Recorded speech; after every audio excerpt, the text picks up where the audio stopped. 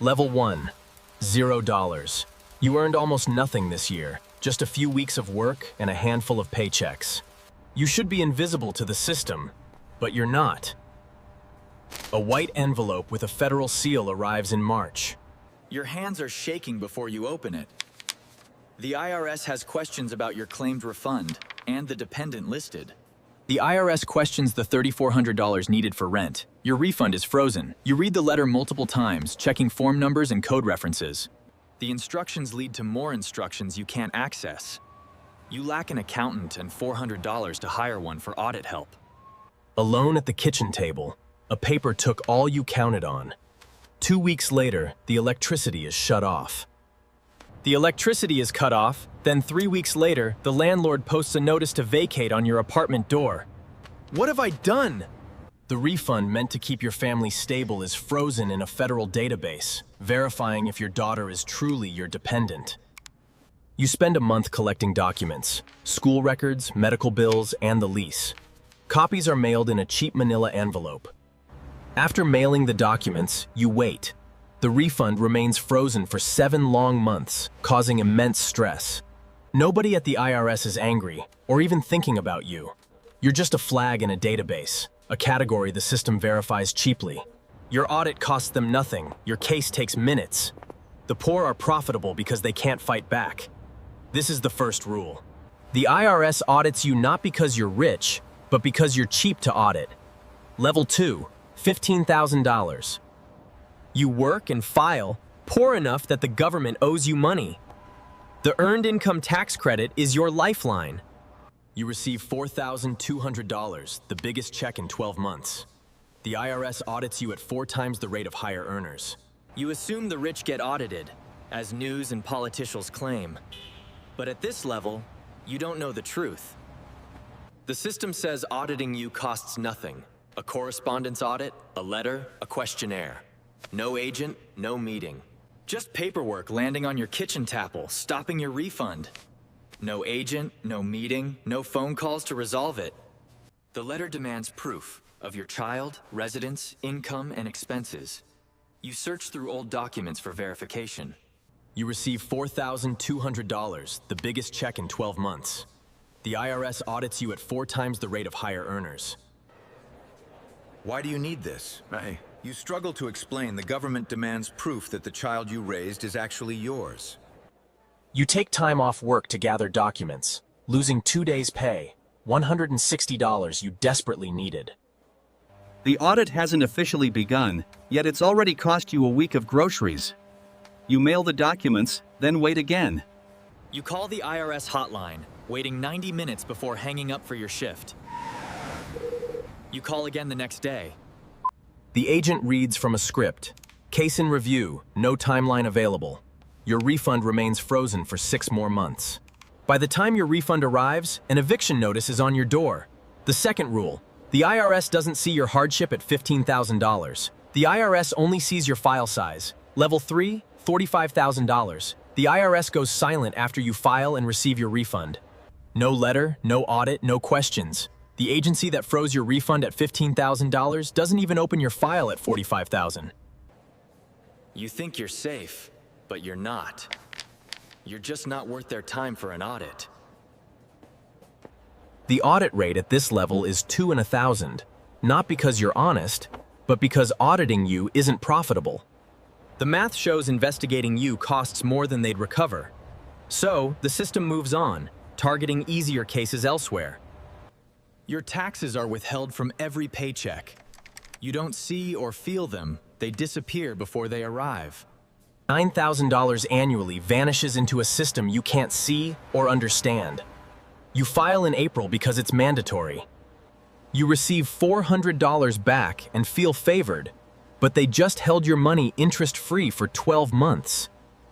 You don't have an accountant. You use tax software, answering questions, clicking next, and signing electronically. The process takes 47 minutes. You don't understand many deductions or what you're missing. The system doesn't inform you. The wealthy have professionals finding every loophole. You have $50 software, claiming only what the IRS expects you to. The gap between these experiences amounts to thousands you'll never see. The third rule. At $45,000, the IRS leaves you alone. Not because you matter, but because you don't. Level 4, $100,000, 6 figures. The IRS notices you again, quietly. Your name moves into a different system bucket. Returns are cross-checked more carefully. Deductions matched against industry averages. Algorithms compare your charitable giving to others, flagging anything too generous. You remain unaware of this hidden scrutiny. Your refund still arrives, your return processes. Yet, in a West Virginia database, your file is scored against unknown IRS patterns. You hire an accountant for $400, who finds $1,800 in missed deductions and files extensions you didn't know existed. Your accountant answers questions you didn't know to ask. You realize your 15 years of solo tax filing was just guessing. You begin to understand why the wealthy don't file their own taxes. The system isn't designed for individuals to navigate alone. The system is for professionals who know which doors open and which stay locked. Fourth rule. At $100,000, the IRS starts watching you. It watches you like a security camera, recording, not reacting. Level 5, $250,000. You enter the gray zone. Above median, below rich. Visible to the IRS, but not a priority. The audit rate ticks up, not dramatically, but enough. Your accountant advises keeping better records, documenting every business expense and saving every receipt. This is professional advice. You start receiving unexpected IRS correspondence, routine notices and verification requests, demanding responses within 30 days. Adjustments to your reported numbers. Each requires a 30-day response, a small tax on your time you hadn't budgeted for. Your accountant becomes a year-round expense, a monthly retainer coordinating with your financial advisor, implementing a tax plan. Your accountant files quarterly estimated taxes you never knew existed, saving you $14,000 in his first year. You realize the wealthy pay less as a percentage, not in absolute terms. Professionals find the legal gaps, the gap between what you owe and what you can legally avoid. Fifth rule. At $250,000, the IRS is your opponent, not your enemy. Opponents can be played with the right team. Level 6, $500,000. The audit rate jumps sharply, not gradually.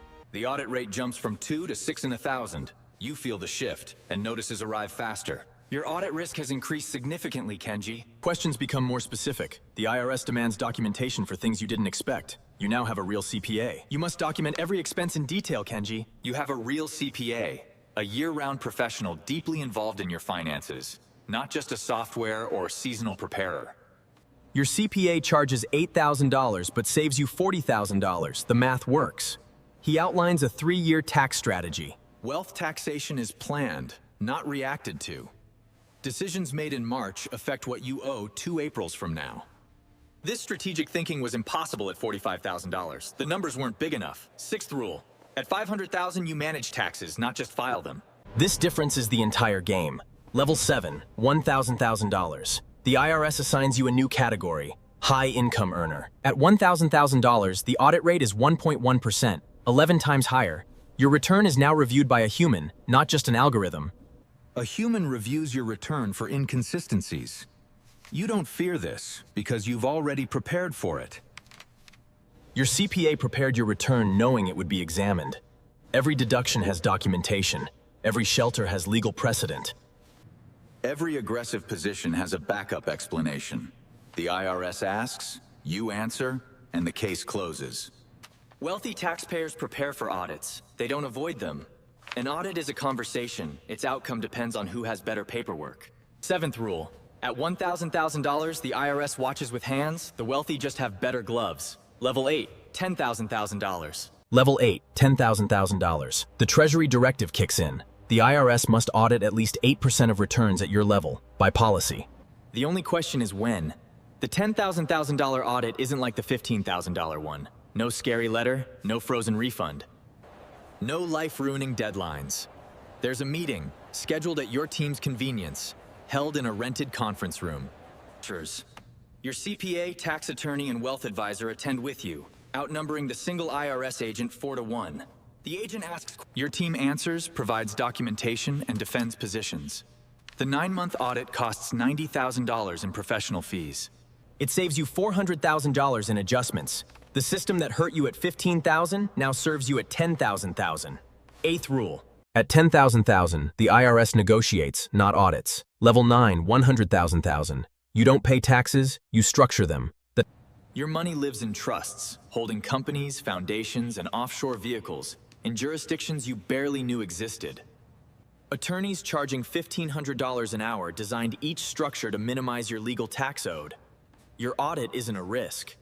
Your audit is a pre-scheduled calendar event, attended by 7 professionals representing your interests, facing 3 IRS agents. They are outgunned, outprepared, and outpaid. The audit becomes a negotiation, leading to a filed settlement. Everyone moves on. You don't fear the IRS at $100,000. You fund the law firms that argue with them. The system that broke families at $15,000 is now a contracted service. Ninth rule. At $100,000, the IRS is a vendor. Somewhere, someone is opening a white envelope at their kitchen table, federal seal in the corner, their hands shaking. The IRS has questions about their refund, the $3,400 for rent, and the child listed as their dependent. They don't know they're more likely to be audited than high earners, nor that the audit will cost them 7 months. They don't know the system isn't broken, it's working as designed. The IRS treats people differently at every income level. The financial oversight system, in its various forms, often appears to manage situations in ways that protect accumulated resources.